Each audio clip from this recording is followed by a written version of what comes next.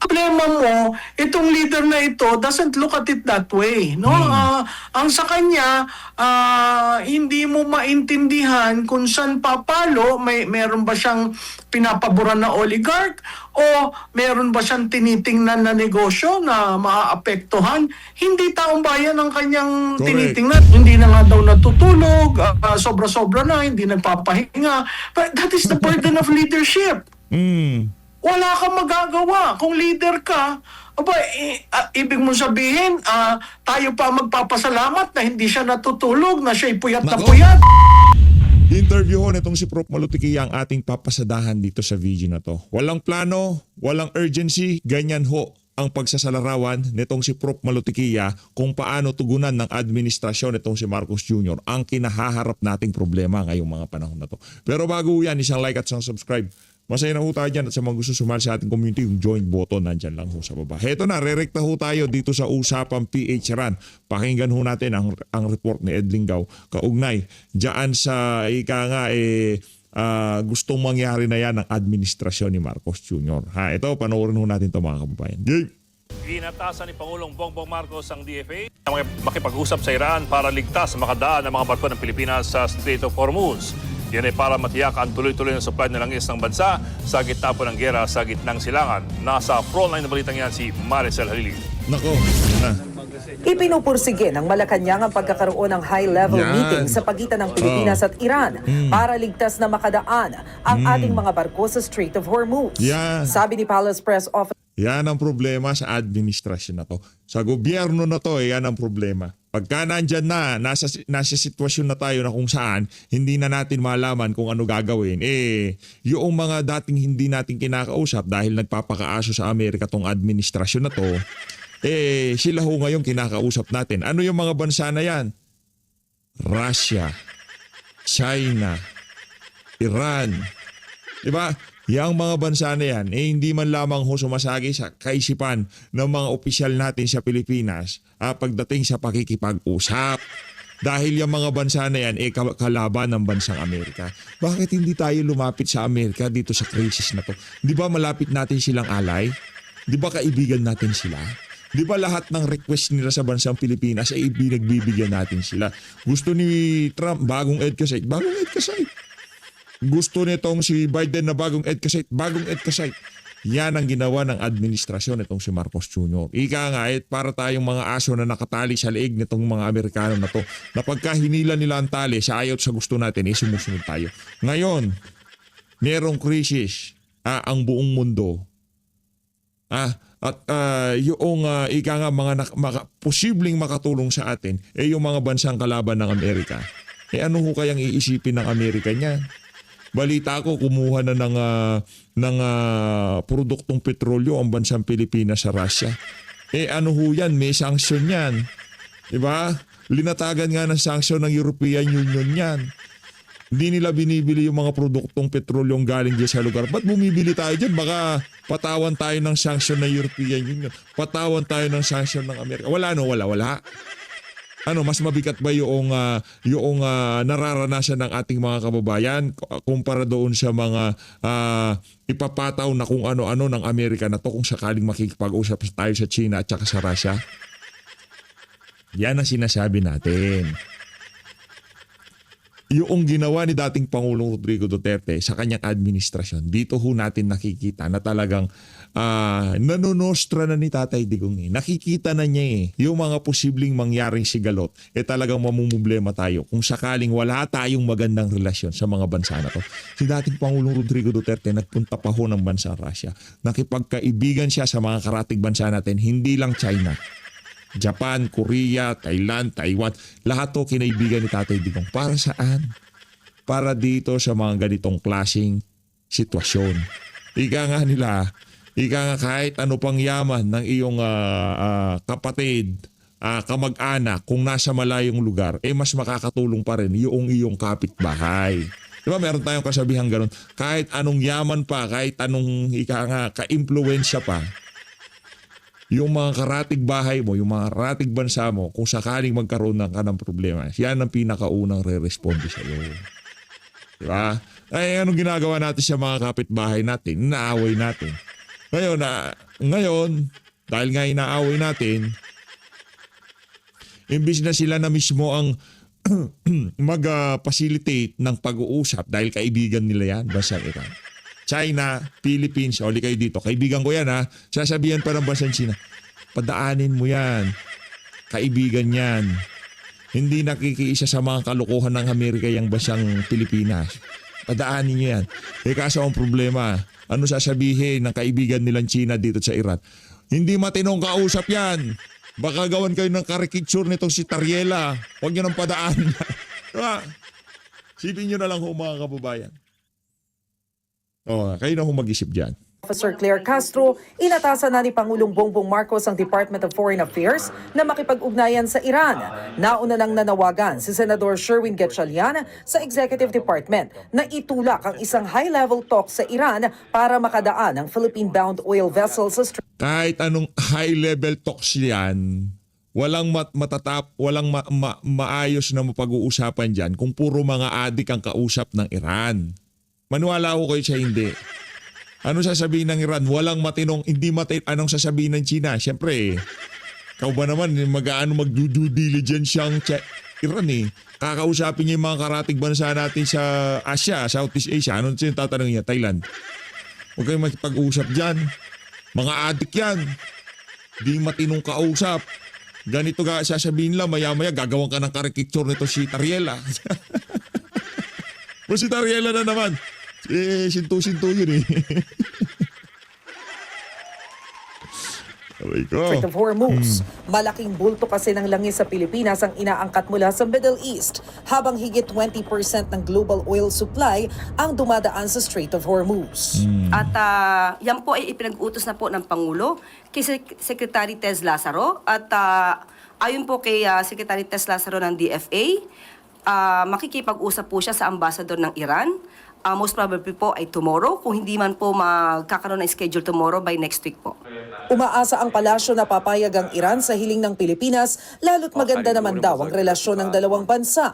Katunayan, pang-apat ang Iran sa mga top importer ng saging galing sa ating bansa. At nung nakaraang taon, tumaas ng 81% ang banana imports kumpara sa 2024. Habang hinihintayan, nakaabang na ang Department of Energy sa paparating na 900,000 barrels ng langis pagpasok ng Abril. Manggagaling ito mula sa mga bansang Malaysia, Singapore, India at Oman. Nako. Dahil dito, napalawig ng halos 50 araw ang itatagal ng oil supply ng Pilipinas.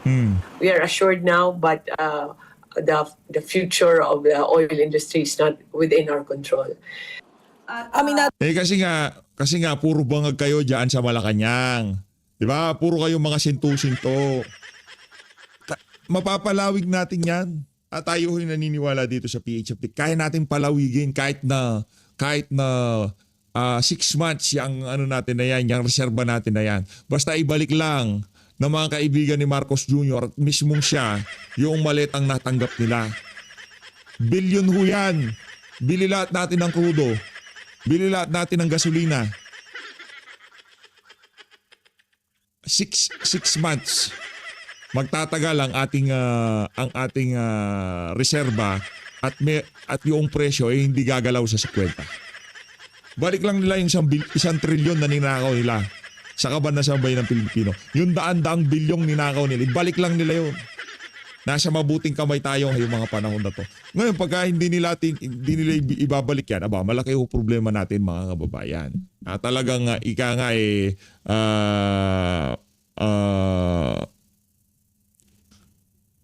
tagilid. No? Tagilid ang sambayan ng Pilipino dito sa isa na to. Ano naman ang Malacanang, mahirap pigilan ang pagtaas ng presyo ng mga bilihin lalo't hindi natin alam kung kailan matatapos ang gulo sa Middle East. Pero tiniyak ng Department of Trade and Industry ang commitment ng manufacturers na walang tataas na presyo ng basic commodities hanggang April 16. Lingguhan daw ang magiging pag-uusap ng DTI at mga negosyante matapos ang April 16 para malaman kung ano ang posibleng maging galaw sa presyo. Pero lahat po ng pwedeng gawin ng ahensya ng gobyerno ay gagawin po para po hindi maging mahirap na pasanin ito sa ating mga kababayan. Sa ngayon, umaapela ng pagkakaisa at pagtutulungan ang pamahalaan sa publiko. So as a country, this is our major appeal to our fellow Filipinos that we support each other, sama-sama tayo, and let's try to be as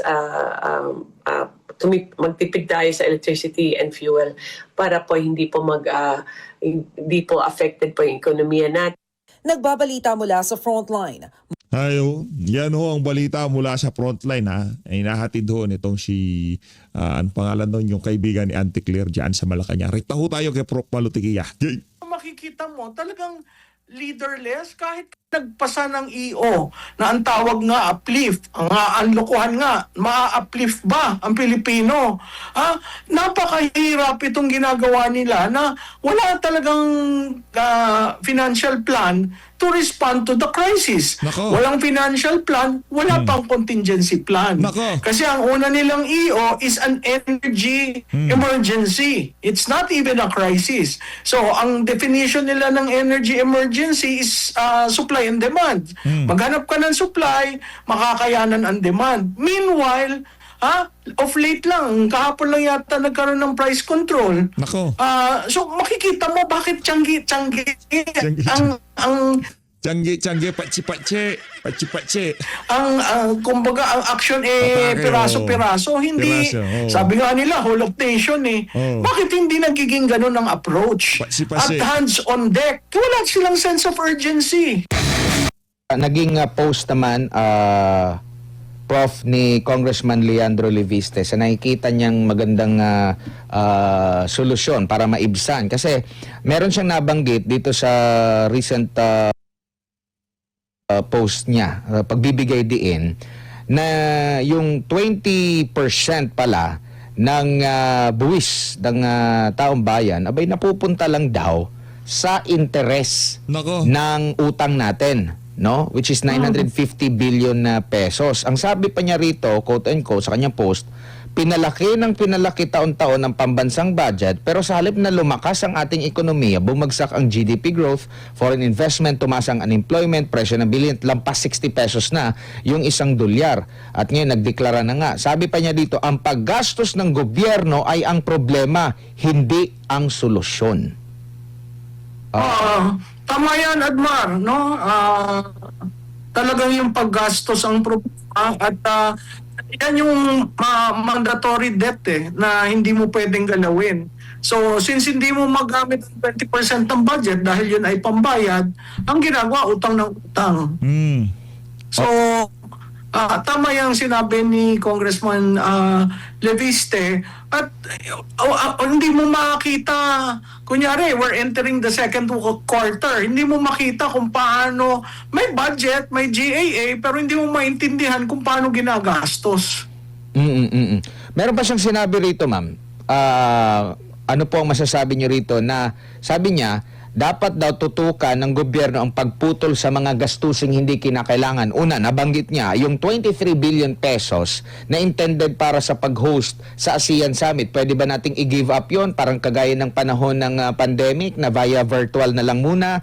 28 billion pesos daw sa traveling expenses. 14 billion pesos sa representation expenses, 11.6 billion sa confidential and intelligence funds, 2.46 billion pesos sa Presidential Communications Office at ang bilyon-bilyong piso pang ginastos para sa social media trolls. Alam mo, Admar, ginawa yan ng dating Presidente Duterte, 20% siya across the board para may savings para sa pandemic na magagamit, no? Kung hindi mo ginagamit yung budget mo at parati kang may surplus, yun ang ginawa nila para immediately magkaroon ng budget. Hindi sila nagpasa ng supplemental budget. So within the budget, within the existing budget, nung nagkaroon tayo ng pandemic, lumabas yung Bayanihan 1, Bayanihan 2, no? So makikita mo at yun, talagang worst case scenario ang ginawa. Di ba, lockdown ka agad? Worst case scenario. Kasi parati niya sinasabi, kung hindi tayo umabot doon sa worst case scenario at naging conservative tayo, libre tayo, makakahinga tayo. Itong administrasyon na ito, hindi ko makita yung ganon. Naku. Walang call na lipunin lahat yung mga savings, yung mga surplus. Kunyari, tapos na ang first quarter. Nagamit nyo ba? Pag hindi nyo nagamit, hindi na namin yan i-release. Gagamitin namin yung pondo para dito sa crisis. Walang ganong effort. So makikita mo, talagang leaderless kahit ka Leaderless. nagpasa ng EO na ang tawag nga uplift, ang lokohan nga, maa-uplift ba ang Pilipino? Napakahirap itong ginagawa nila na wala talagang financial plan to respond to the crisis. Walang financial plan, wala pang contingency plan. Kasi ang una nilang EO is an energy emergency. It's not even a crisis. So, ang definition nila ng energy emergency is supply. Maliwanag no? Maliwanag na nung panahon ni dating Pangulong Rodrigo Duterte, yung kanyang mga shot call, paborable sa sambayan ng Pilipino. At talagang iniisip niya yung kapakanan ng ating mga kababayang mahirap nung panahon ng pandemya. Ito, kung ano-ano na lang ho ang mga AOEO nila, mga pinaggagawa nila, hindi naman ho random na sambayan ng Pilipino yung mga kabalbalan na desisyon na to ni Marcos Jr. And demand. Maghanap ka ng supply, makakayanan ang demand. Meanwhile, of late lang, kahapon lang yata nagkaroon ng price control. So makikita mo bakit tiyanggi kumbaga ang action piraso-piraso, hindi, sabi nga nila whole of nation bakit hindi nagiging ganun ang approach at hands on deck? Wala silang sense of urgency. Hindi ko nakikita yan. Ang daming taong naglalakad sa Commonwealth, araw-araw. Nakikita nyo, kumakapal lang kumakapal. Wala man lang linalagay na contingency na sakayan. Sinasabi nila, pinagmamalaki ang labas. Nakita mo na ba ang labas? Ako hindi ko makakita ng labas. So hindi ko makita yung tugon ng gobyerno. Kaya mga Pilipino, asar na asar. At yung kaasaran nila, hindi naman pala tayo matutulungan. Kanya-kanya ngayon ang galawan. Kanya-kanyang bumabalik uli yung community pantry.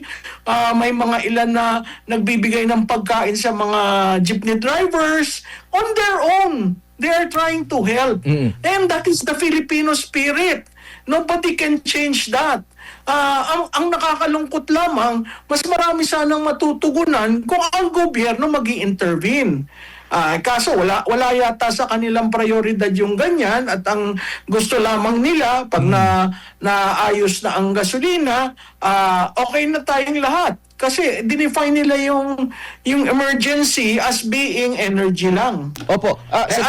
Sa tingin niyo po, ma'am, kung pag-uusapan yung crisis, parang hindi pa nga ata nila tinatanggap na crisis, emergency lang. Pero ikukumpara natin sa panahon ng pandemya at saka sa panahon ngayon, saan po yung parang mas organisado? Kasi marami nababanggit, like kagaya sa sinabi ni Senador Robin Padilla na nabanggit niya na noon pa man nakita na ito, na-predict na ito ni former President Rodrigo Duterte. Kaya nga, yung kanyang independent foreign policy, pinaigting talaga niya para medyo makapihi tayo sa ibang mga bansa kung sakaling kukulangin tayo ng certain product na kinukuha natin mula sa ganitong bansa. Nakapanayam din namin yung si Dr. Liacho na nakumpara niya yung response during COVID-19 pandemic sa response din na ngayon. At ang sabi nga, bakit hindi na lang gayahin na meron namang natutunan na yung gobyerno? Mas worse pa nga, yun nga, mas worse ba yung kinharap natin na last pandemic kumpara dito sa kasalukuyan po, ma'am?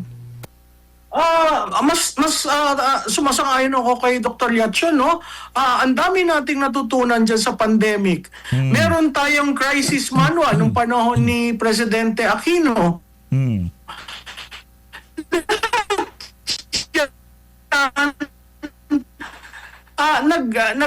Problema mo, itong leader na ito doesn't look at it that way, no?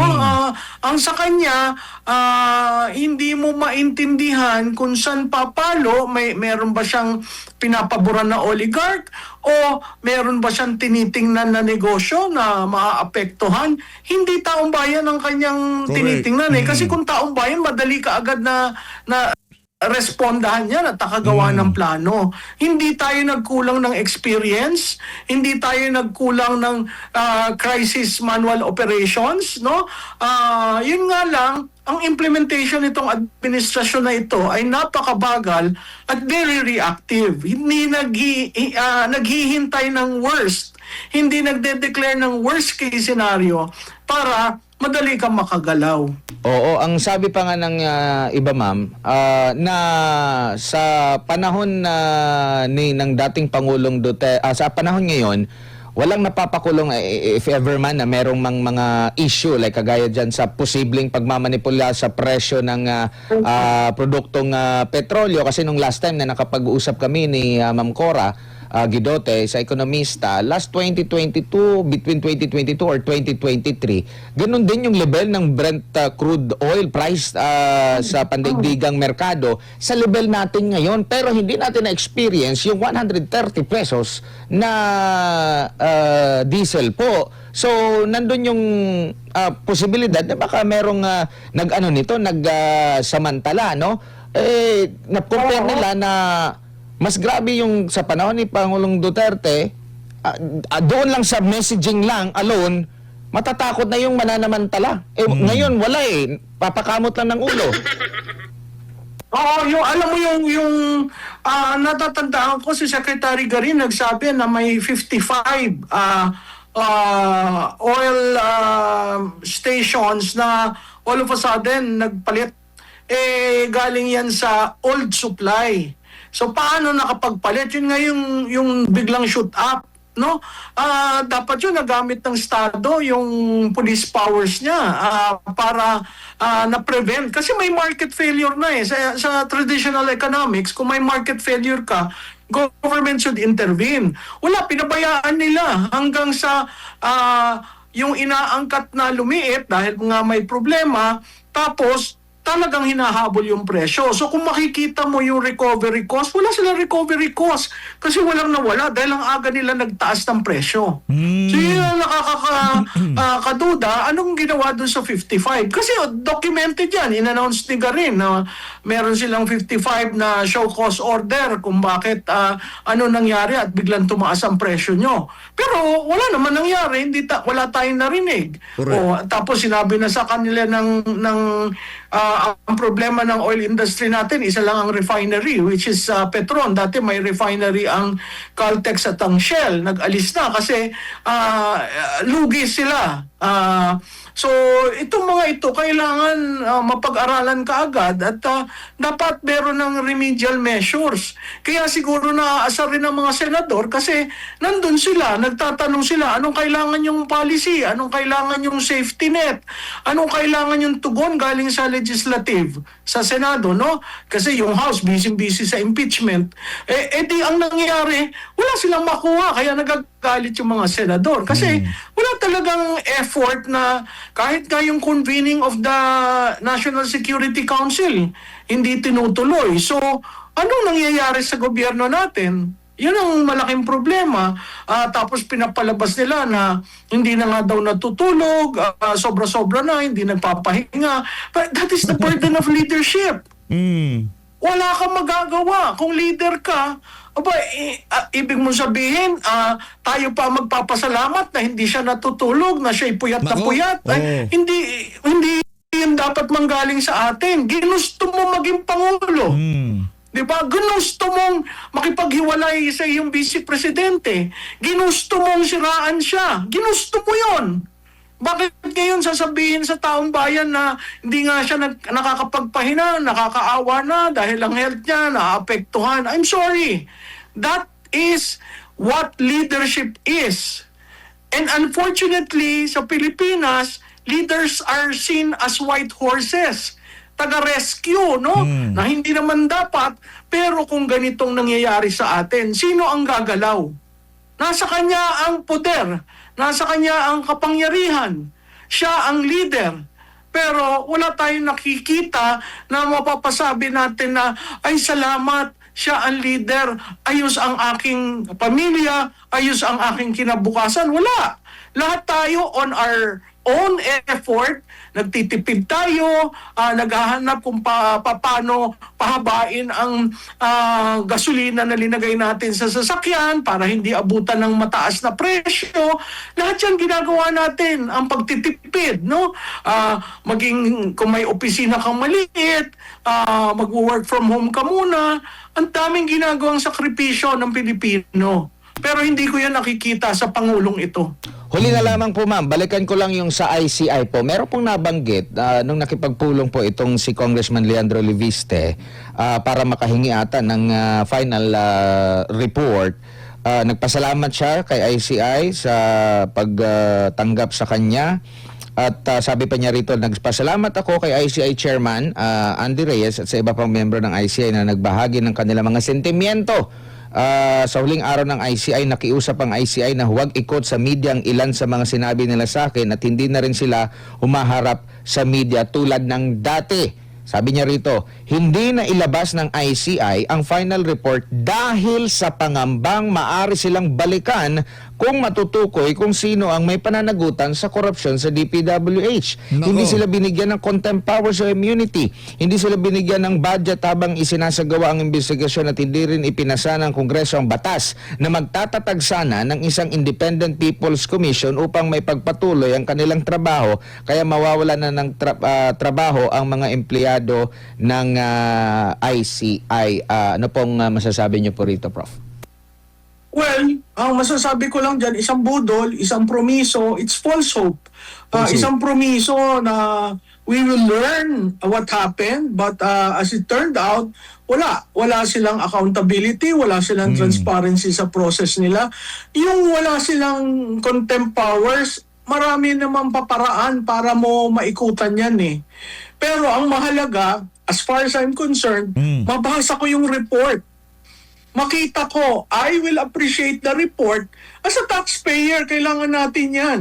Ngayon, kung ikaw ay adjunct lamang sa propaganda, yun ang lumalabas. Kaya, ang sinasabi ng lahat, yung ICI ay budol. Budol. Ngayon, naiiwan na lang sa Blue Ribbon kung magkakaroon pa ng pagpapatuloy. Kasi hanggang ngayon, hindi pa rin lumalabas sino ba ang mastermind. Hindi pwedeng walang mastermind dahil pondo ng bayan ang ginamit. Hindi pwedeng walang mastermind dahil lahat sila ay elected ng tao. Correct. So, yung panbubudol at panloloko na walang mastermind, tigilan nyo yun. Opo. At bumalik tayo dun sa usapin na yon kasi hindi pa tapos. 'Di ba? Wala pang big fish, ma'am. Dilis pa lang ata. Yung nahuli. Wala pang big fish. Yun yung hinahanap eh. Sino ba yung big fish Wala na. Yung big fish yata.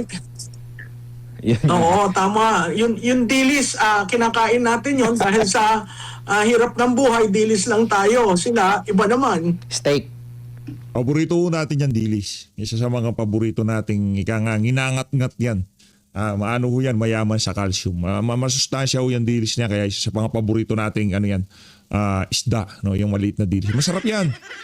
Masarap po yan. Pagka ilinahok mo sa yan, sa munggo, ko, yari. O kaya yung kamansi.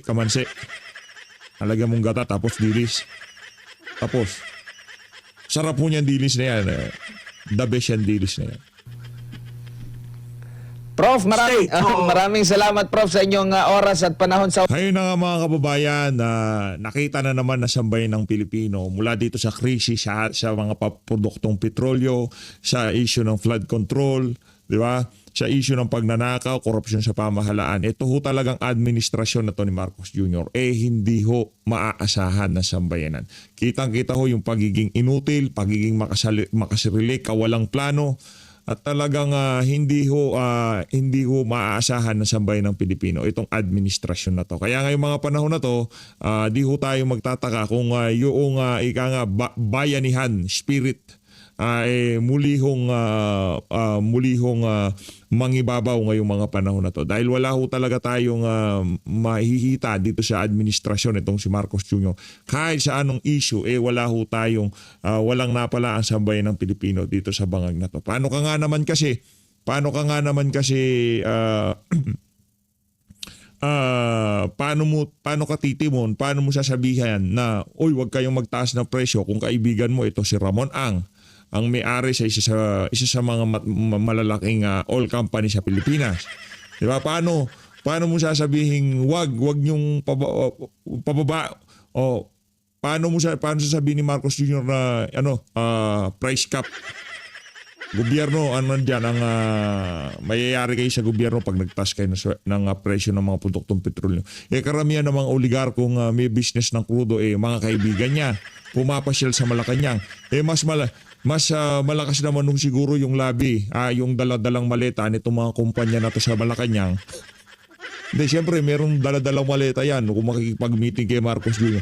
Importante yung mga maleta. Bakit? Yung mga dokumento, nandun.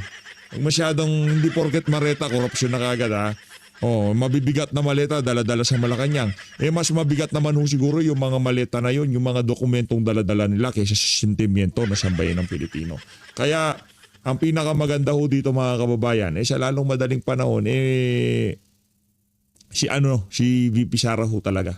Kailangan ng maipwesto natin ito si Vice President Sara Duterte dito sa napakalaking problema na kinahaharap natin ngayong mga panahon na ito. As always, maraming salamat sa pag-support sa Page Update. Mag-ingat kayo lahat. Natin Pilipinas.